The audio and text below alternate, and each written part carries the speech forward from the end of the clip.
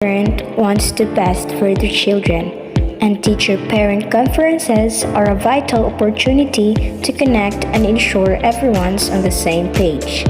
We'll hear from teacher Evelyn Ananciado about how to make these meetings productive and beneficial for both families and educators.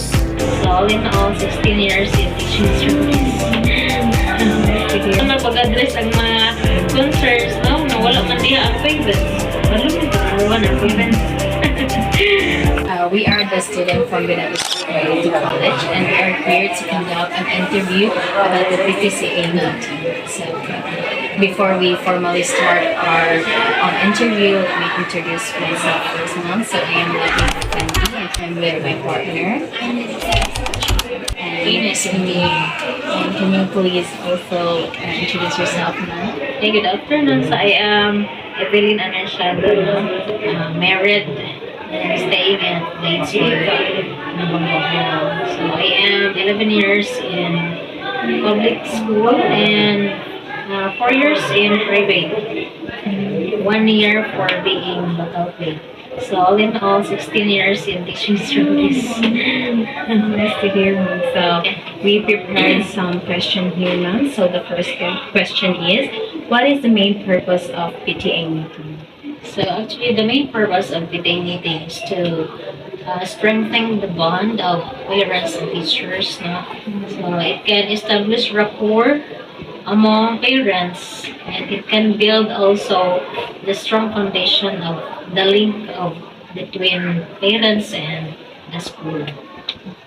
So the next question, ma'am, is what topics will be discussed at the meeting?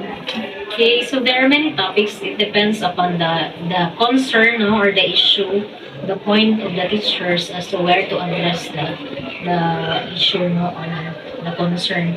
So actually, parents meeting and teachers meeting should be held every quarter, at least once every quarter or twice. Depends on the urgency. So basically, the PTA meeting should be once every quarter. During the release of cards, that is the time for teachers to meet the parents of their students, especially those who have problems, who have misconducts or behaviors which were not appropriate in the school. So, next is, what are the key concerns that PTA hopes to address?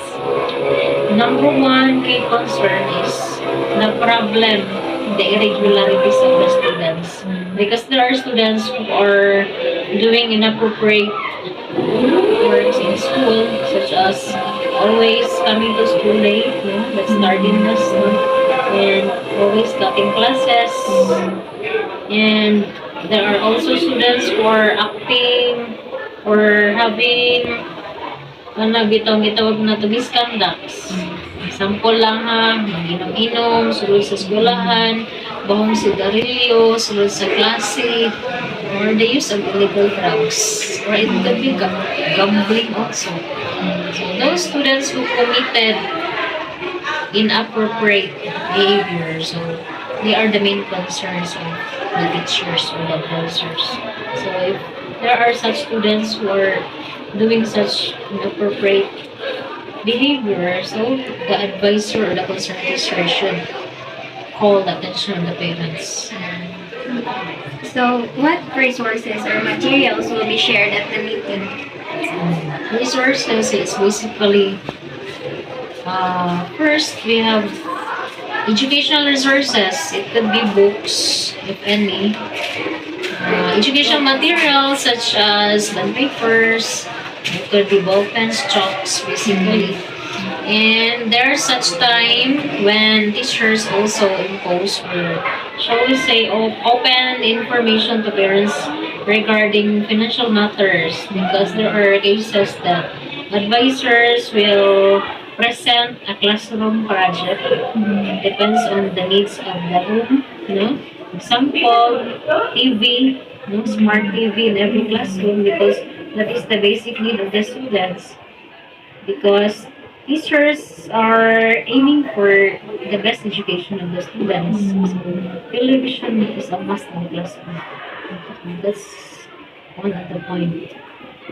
Next one is, why is it important for parents to attend this PTA meeting? Yes, it is very important. Because how could parents be informed about the different informations that is need to be tackled? So the parents should have the responsibility to attend such meeting. Di sila mag-get on main responsible for their children. Lagi sila dapat. So, example, badlungon nga bata, badlungon nga anak. So, ang parents dili mo attend. So, badlungon kita parents po. Diba? Kaya kasagaran badlungon ng mga bata, mga parents po badlungon. Dili mo attend. So, saan na pag-address ang mga concerns, no? Na wala man diha ang parents. Badlungon po naman ang parents. Okay. Thank you for your time. You're welcome.